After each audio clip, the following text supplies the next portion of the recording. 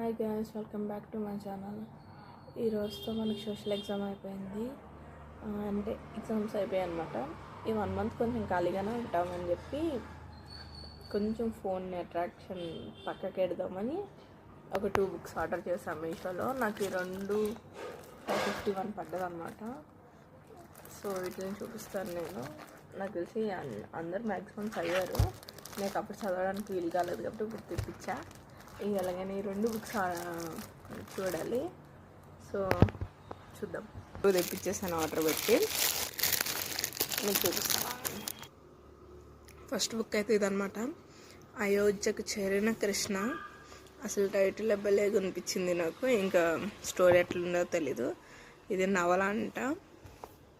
ఇది మనకు విడిగా అయితే ఎంత పడుతుంది, 250 పడుతుంది. బట్ మనకి ఈ 2 బుక్లు కలిపి 251కి వచ్చాయి.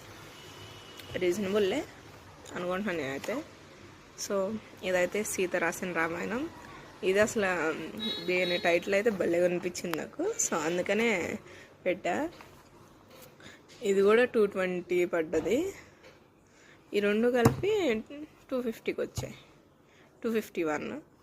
సో యాక్చువల్లీ వాళ్ళు డెలివరీ రేటు 17కి అన్నారు.